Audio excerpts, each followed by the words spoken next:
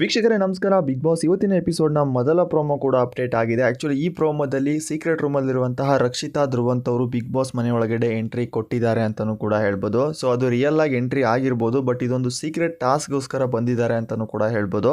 ಬನ್ನಿ ಇದರ ಬಗ್ಗೆ ಸಂಪೂರ್ಣ ಮಾಹಿತಿ ತಿಳ್ಕೊಬರೋಣ. ಇವರು ಯಾಕೆ ಬಿಗ್ ಬಾಸ್ ಮನೆಯೊಳಗೆ ಎಂಟ್ರಿ ಕೊಟ್ಟಿದ್ದಾರೆ ಮತ್ತು ಅವರಿಗೆ ಯಾವ ಸೀಕ್ರೆಟ್ ಟಾಸ್ಕ್ ಕೊಟ್ಟಿದೆ ಅದರ ಬಗ್ಗೆ ಸಂಪೂರ್ಣ ಮಾಹಿತಿ ನಾನು ಈ ವಿಡಿಯೋ ತಿಳಿಸ್ಕೊಡ್ತೀನಿ. ಅದಕ್ಕೂ ಮುಂಚೆ ಯಾರೆಲ್ಲ ನಮ್ಮ ಚಾನಲ್ಗೆ ಹೊಸದಾಗಿ ಬಂದಿದೆ ದಯವಿಟ್ಟು ನಮ್ಮ ಚಾನಲ್ ಸಬ್ಸ್ಕ್ರೈಬ್ ಮಾಡ್ಕೊಳ್ಳಿ. ಅಷ್ಟೇ ಅಲ್ಲದೆ ಪಕ್ಕದ ಬೆಲ್ ಐಕಾನ್ನ ಕ್ಲಿಕ್ ಮಾಡಿ. ಹೌದು ವೀಕ್ಷಕರೇ, ಈಗ ಸೀಕ್ರೆಟ್ ರೂಮಲ್ಲಿರುವಂತಹ ರಕ್ಷಿತಾ ಧ್ರುವಂತ್ಗೆ ಬಿಗ್ ಬಾಸ್ ಒಂದು ಸೀಕ್ರೆಟ್ ಟಾಸ್ಕ್ ಕೊಟ್ಟಿದೆ ಅಂತಲೂ ಕೂಡ ಹೇಳ್ಬೋದು. ಬಟ್ ಇವರು ಈ ಒಂದು ಟಾಸ್ಕ್ಗೋಸ್ಕರ ಅಷ್ಟೇ ಈಗ ಬಿಗ್ ಬಾಸ್ ಮನೆಯೊಳಗಡೆ ಹೋಗ್ತಾ ಇದ್ದಾರೆ. ಆ ಟಾಸ್ಕ್ ಕಂಪ್ಲೀಟ್ ಆದಮೇಲೆ ಮತ್ತೆ ಅವರು ಸೀಕ್ರೆಟ್ ರೂಮ್ಗೆ ಬರಬೇಕು. ಬಟ್ ಈ ಒಂದು ಟಾಸ್ಕ್ ತುಂಬ ಡಿಫ್ರೆಂಟ್ ಆಗಿದೆ ಅಂತಲೂ ಕೂಡ ಹೇಳ್ಬೋದು. ಯಾಕಪ್ಪ ಅಂದರೆ ಅಲ್ಲಿರುವಂತಹ ಸ್ಪರ್ಧಿಗಳಿಗೆ ಯಾರಿಗೂ ಕೂಡ ಗೊತ್ತಿಲ್ಲ ಇವರು ಸೀಕ್ರೆಟ್ ರೂಮಿಂದ ಮನೆಗೆ ಬಂದಿದ್ದಾರೆ ಅಂತ. ಯಾಕಪ್ಪ ಅಂದರೆ ಎಲ್ಲ ಸ್ಪರ್ಧಿಗಳನ್ನ ಹೊರಗಡೆ ಇಳಿಸಿ ಇವರಷ್ಟೇ ಒಳಗಡೆ ಇದ್ದಾರೆ. ಸೊ ಹಾಗಾಗಿ ಅವರು ಅಂದರೆ ಬಾಗಿಲಿಗೆ ಕರ್ಟನ್ ಸಹ ಇಳಿಸಿದ್ದಾರೆ ಅಂತಲೂ ಕೂಡ ಹೇಳ್ಬೋದು.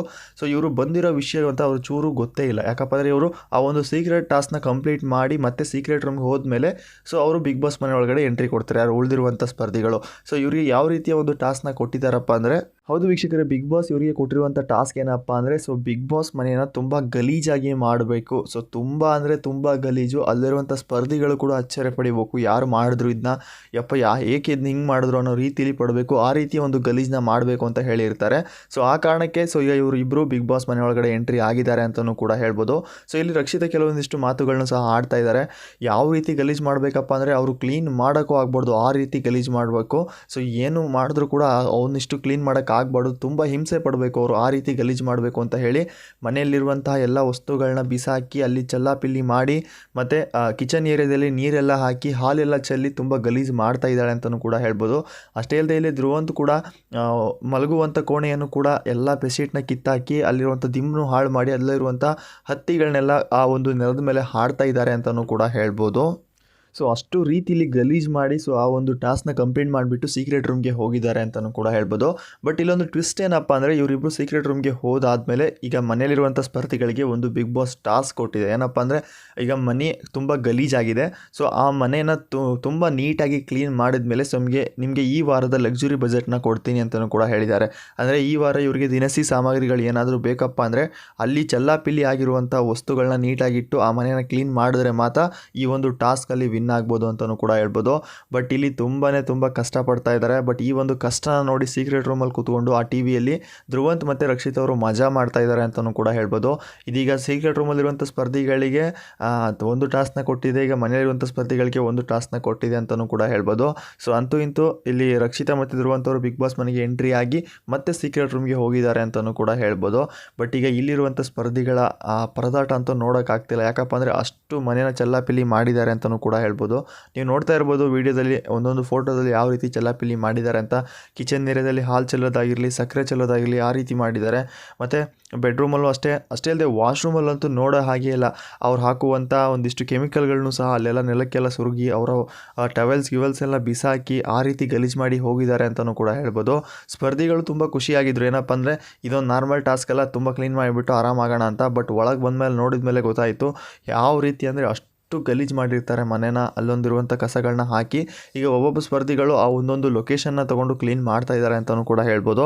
ಈ ಒಂದು ಟಾಸ್ಕಲ್ಲಿ ನೀಟಾಗಿ ಕ್ಲೀನ್ ಮಾಡಿದ್ರೆ ಮಾತ್ರ ಅವರಿಗೆ ಈ ವಾರದ ದಿನಸಿಗಳು ಸಿಗುತ್ತವೆ ಅಂತಲೂ ಕೂಡ ಹೇಳ್ಬೋದು. ಅಂದರೆ ಲಕ್ಸುರಿ ಬಜೆಟ್ನ ಕೊಡ್ತಾರೆ, ಆ ಬಜೆಟ್ನಿಂದ ಅವರು ಒಂದಿಷ್ಟು ದಿನಸಿಗಳನ್ನ ಖರೀದಿ ಮಾಡ್ಬೋದು. ಬಟ್ ಈ ಒಂದು ಟಾಸ್ಕ್ನಲ್ಲಿ ಸೋತರು ಅಂದರೆ ಈ ವಾರ ಅವರಿಗೆ ದಿನಸಿನೂ ಇಲ್ಲ, ಲಕ್ಸುರಿ ಬಜೆಟು ಇಲ್ಲ ಅಂತಲೂ ಕೂಡ ಹೇಳ್ಬೋದು.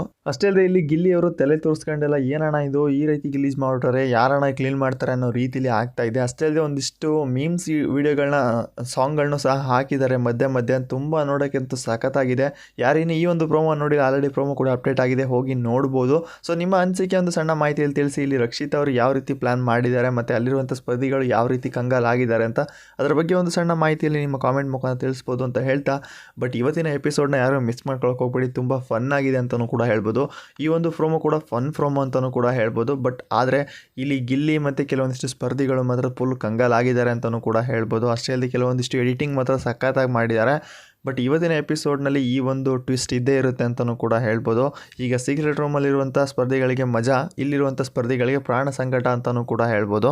ಆಗ್ತಾ ಇಲ್ಲ, ನನ್ನ ಕೈಯಲ್ಲಂತೂ ಆಗ್ತಾ ಇಲ್ಲ ಅನ್ನೋ ರೀತಿಯಲ್ಲಿ ಒಂದು ಮೀಮ್ ಸಾಂಗ್ಗಳನ್ನ ಹಾಕಿದ್ದಾರೆ ಅಂತಲೂ ಕೂಡ ಹೇಳ್ಬೋದು. ಬಟ್ ಈಗ ಒಂದು ಎಂಟರ್ಟೈನ್ಮೆಂಟ್ ಥರ ಈ ಒಂದು ಪ್ರೋಮೋನ ಎಡಿಟ್ ಮಾಡಿದ್ದಾರೆ. ತುಂಬ ಚೆನ್ನಾಗಿದೆ ಈ ಒಂದು ಟ್ವಿಸ್ಟ್ ಮಾತ್ರ. ಈಗ ಅಲ್ಲಿರುವಂಥ ಸ್ಪರ್ಧಿಗಳಿಗೆ ಇದನ್ನ ಯಾರು ಮಾಡಿದ್ದಾರೆ ಅಂತ ಗೊತ್ತಿಲ್ಲ. ಸೊ ಡೈರೆಕ್ಟಾಗಿ ಬಿಗ್ ಬಾಸ್ ಅವರೇ ಮಾಡಿದ್ದಾರೆ ಅಂತ ಅಂದ್ಕೊಂಡಿದ್ದಾರೆ. ಬಟ್ ಈ ಒಂದು ಕೆಲಸ ಮಾಡಿರೋದು ಸೀಕ್ರೆಟ್ ರೂಮಲ್ಲಿರುವಂಥ 2 ಜನ ಸ್ಪರ್ಧಿಗಳು. ಬಟ್ ಇವರಿಗೆ ಇನ್ನೂ ಗೊತ್ತಿಲ್ಲ. ಆಲ್ಮೋಸ್ಟ್ ಇದು ಒಂದು ವಾರ ಆದಮೇಲೆ ಅವರು ಸೀಕ್ರೆಟ್ ರೂಮಿಂದ ಹೊರಗಡೆ ಬಂದ ಮೇಲೆ ಈ ಒಂದು ಟಾಸ್ಕ್ ಬಗ್ಗೆನೂ ಗೊತ್ತಾಗುತ್ತೆ ಅಂತಲೂ ಕೂಡ ಹೇಳ್ಬೋದು. ಬಟ್ ಈಗ ಬಿಗ್ ಬಾಸ್ ಮನೆ ನೋಡೋ ಹಾಗಿಲ್ಲ, ಆ ರೀತಿ ಚಲ್ಲಾಪಿಲ್ಲಿ ಮಾಡಿದ್ದಾರೆ ಅಂತಲೂ ಕೂಡ ಹೇಳ್ಬೋದು. ಬಟ್ ಇವರು ಈ ಒಂದು ಟಾಸ್ಕ್ನ ಕಂಪ್ಲೀಟ್ ಮಾಡಿದರೆ ಇವ್ರಿಗೆ ಈ ವಾರದ ಒಂದು ಲಕ್ಸುರಿ ಬಜೆಟ್ಗಳು ಸಿಗ್ತವೆ. ಬೈ ಮಿಸ್ಟೇಕಾಗಿ ಏನಾದರೂ ಈ ಒಂದು ಟಾಸ್ಕಲ್ಲಿ ಇವರು ಸೋತರು ಅಂದರೆ ಈ ವಾರದ ಲಕ್ಸುರಿ ಬಜೆಟು ಸಿಗಲ್ಲ, ಏನೂ ಸಿಗಲ್ಲ ಅಂತಲೂ ಕೂಡ ಹೇಳ್ಬೋದು.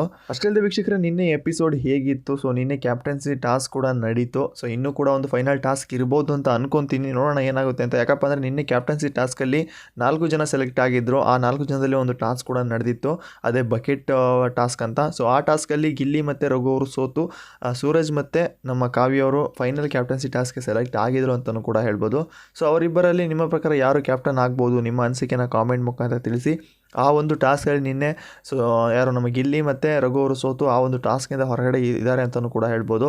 ನನಗೆ ತುಂಬ ಕಾಮೆಂಟ್ ಬರ್ತಾ ಇತ್ತು, ಆ ಒಂದು ಟಾಸ್ಕ್ನಲ್ಲಿ ಮೋಸ ಆಯಿತು ಉಸ್ತುವಾರಿಯಿಂದ ಅಂತ. ಸೊ ಎಲ್ಲೋ ನನಗೆ ಆ ಥರ ಅನ್ನಿಸ್ತು ಅಂತಲೂ ಕೂಡ ಹೇಳ್ಬೋದು. ಬಟ್ ಎಪಿಸೋಡ್ನಲ್ಲಿ ಆ ರೀತಿ ಕ್ಲಿಯರಾಗಿ ಹೇಳಿಲ್ಲ. ನೋಡೋಣ ಏನಾಗುತ್ತೆ ಅಂತ. ಇದರ ಬಗ್ಗೆ ಒಂದು ಸಣ್ಣ ಮಾಹಿತಿ, ಅಂದರೆ ನಿಮ್ಮ ಪ್ರಕಾರ ಒಂದು ಸಣ್ಣ ಮಾಹಿತಿ ತಿಳಿಸ್ಬೋದು. ಇದರ ಬಗ್ಗೆಯೂ ಕೂಡ ಕಿಚ್ಚ ಸುದೀಪ್ ಅವರ ಪಂಚಾಯತಿಯಲ್ಲಿ ಖಂಡಿತ ಒಂದು ಡಿಸ್ಕಸ್ ಆಗುತ್ತೆ.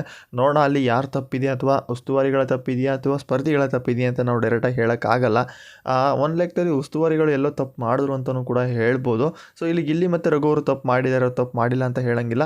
ನೋಡೋಣ, ಅದು ಕಿಚ್ಚನ ಪಂಚಾಯತಿಲಿ ಅದಕ್ಕೆ ಬಗ್ಗೆ ಕ್ಲಿಯರಾಗಿ ಗೊತ್ತಾಗುತ್ತೆ. ಆ ಒಂದು ಟಾಪಿಕ್ ಬಗ್ಗೆ ಕಿಚ್ಚ ಸುದೀಪ್ ಅವರು ಮಾತಾಡಿದ್ದಾರೆ ಅಂದರೆ ಅಲ್ಲಿ ಖಂಡಿತ ಏನೋ ತಪ್ಪಿದೆ ಅಂತ. ಬಟ್ ಆ ಒಂದು ಟಾಪಿಕ್ ಬಗ್ಗೆ ಮಾತಾಡಿಲ್ಲ ಅಂದರೆ ಕ್ಲಿಯರಿ ಅದು ಸರಿ ಇದೆ ಅಂತಲೇ ಅರ್ಥ ಅಂತಲೂ ಕೂಡ ಹೇಳ್ಬೋದು. ಸೊ ಅಷ್ಟೇ ಅಲ್ಲದೆ ಈಗ ಸೀಕ್ರೆಟ್ ರೂಮಲ್ಲಿರುವಂಥ ಸ್ಪರ್ಧಿಗಳು ತುಂಬ ಜಗಳ ಕೂಡ ನಡೀತಾ ಇದೆ. ಅದರಲ್ಲಿ ಇದರ ಮಧ್ಯೆ ಒಂದು ಫನ್ಗಳನ್ನು ಕೂಡ ಮಾಡಿಸ್ತಾ ಇದ್ದಾರೆ ಅಂತಲೂ ಕೂಡ ಹೇಳ್ಬೋದು. ರಕ್ಷಿತ್ ಅವರು ತುಂಬ ಕೇಳ್ಕೊತಾ ಇದ್ರು, ನಾನು ಬಿಗ್ ಬಾಸ್ ಮನೆ ಒಳಗಡೆ ಮತ್ತೆ ಹೋಗಬೇಕು ಅಂತ. ಅದೇ ರೀತಿ ಒಂದು ಟಾಸ್ಕ್ ಮುಖಾಂತರ ಅವರು ಬಿಗ್ ಬಾಸ್ ಮನೆ ಒಳಗಡೆ ಕಳಿಸಿ ಮತ್ತೆ ರಿಟರ್ನ್ ಸೀಕ್ರೆಟ್ ರೂಮ್ಗೆ ಕರೆಸಿದ್ದಾರೆ ಅಂತಲೂ ಕೂಡ ಹೇಳ್ಬೋದು. ನನ್ನ ಪ್ರಕಾರ ಇವರಿಗೆ ಸೀಕ್ರೆಟ್ ರೂಮ್ ಇನ್ನೂ ಒಂದು ವಾರ ಇರಬಹುದು. ಯಾಕಪ್ಪ ಅಂದರೆ ಈಗ ಒಂದು ವಾರದಲ್ಲೇ ಹೋಗಿ ಹೊರಗಡೆ ಬಂದರೆ ಎಲ್ಲರಿಗೂ ಗೊತ್ತಾಗುತ್ತೆ ಇವರು ಸೀಕ್ರೆಟ್ ರೂಮಲ್ಲೇ ಇದ್ದಾರೆ ಅಂತ. ಸೊ ಹಾಗಾಗಿ ಇಲ್ಲಿ 2 ವಾರ ಮಟ್ಟ ಇದ್ದರು ಅಂದರೆ ಸೊ ಖಂಡಿತ ಇವರಿಗೆ ಸೀಕ್ರೆಟ್ ರೂಮ್ ಅಲ್ಲಿದ್ದರು ಅಂತ ಯಾರಿಗೂ ಕೂಡ ಗೊತ್ತಾಗಲ್ಲ. ಒಂದು ಟ್ವಿಸ್ಟ್ ಥರ ಆಗುತ್ತೆ ಅಂತ ನಾನು ಅಂದ್ಕೊಂಡಿದ್ದೀನಿ. ನೋಡೋಣ ಏನಾಗುತ್ತೆ ಅಂತ. ಸೊ ನಿಮ್ಮ ಪ್ರಕಾರ ಇಲ್ಲಿ ಯಾವ ದಿನದಲ್ಲಿ ಇವರು ಬಂದರೆ ತುಂಬ ಚೆನ್ನಾಗಿರುತ್ತೆ? ಸೀಕ್ರೆಟ್ ರೂಮಲ್ಲಿ ಹೋಗಿರುವಂಥ ಸ್ಪರ್ಧಿಗಳ ಬಗ್ಗೆ ನಿಮ್ಮ ಒಂದು ಸಣ್ಣ ಮಾಹಿತಿ ಅನಿಸಿಕೆಯನ್ನು ಕಾಮೆಂಟ್ ಮುಖಾಂತರ ತಿಳಿಸ್ಬೋದು ಅಂತ ಹೇಳ್ತಾ ಇವತ್ತಿನ ಅಪ್ಡೇಟ್ ಇಷ್ಟ ಆಗಿದ್ದು ಫ್ರೆಂಡ್ಸ್. ಈ ಒಂದು ಪ್ರೋಮೋದಲ್ಲಿ ಫನ್ ಪ್ರೋಮೋ ಅಂತಲೂ ಕೂಡ ಹೇಳ್ಬೋದು. ಸೊ ಸೀಕ್ರೆಟ್ ರೂಮಲ್ಲಿರುವಂಥ ಸ್ಪರ್ಧಿಗಳು ಈ ಸಾರಿ ನಮ್ಮ ಮನೆ ಮಂದಿಗೆ ತುಂಬ ಗೋಳು ಹೊಯ್ಕೊತಾ ಇದ್ದಾರೆ ಅಂತಲೂ ಕೂಡ ಹೇಳ್ಬೋದು. ಸೀಕ್ರೆಟ್ ರೂಮಲ್ಲಿರುವಂಥ ಸ್ಪರ್ಧಿಗಳು ಫುಲ್ ಮಜಾ ಮಾಡ್ತಾ ಇದ್ದಾರೆ. ಮನೆ ಒಳಗಡೆ ಇರುವಂಥ ಸ್ಪರ್ಧಿಗಳು ಪ್ರಾಣ ಸಂಕಟ ಅಂತಲೂ ಕೂಡ ಹೇಳ್ಬೋದು. ಅದರಲ್ಲಂತೂ ಗಿಲ್ಲಿ ವ್ಯವಸ್ಥೆ ನೋಡೋ ಹಾಗೆ ಎಲ್ಲ ಆ ರೀತಿ ಆಗಿದೆ. ಒಂದು ಕೆಲಸನೂ ಮಾಡ್ತಾ ಇಲ್ಲ, ತಲೆ ಎಲ್ಲ ತುರಿಸ್ತಾ ಇದ್ದಾನೆ ಅಂತಲೂ ಕೂಡ ಹೇಳ್ಬೋದು. ಈ ಒಂದು ಪ್ರೋಮೋದಲ್ಲಿ ಆಲ್ಮೋಸ್ಟ್ ಗಿಲ್ಲಿಯ ಬಗ್ಗೆನೇ ತುಂಬ ಸುಮಾರಾಗಿ ತೋರಿಸಿದ್ದಾರೆ. ನೋಡೋಣ ಇವತ್ತಿನ ಎಪಿಸೋಡ್ನಲ್ಲಿ ಹೇಗಿರುತ್ತೆ ಅಂತ. ಮತ್ತೆ ಸಿಗೋಣ ಮತ್ತೊಂದು ಪ್ರೋಮೋ ಅಪ್ಡೇಟಲ್ಲಿ ಅಂತ ಹೇಳ್ತಾ ಬಾಯ್ ಫ್ರೆಂಡ್ಸ್.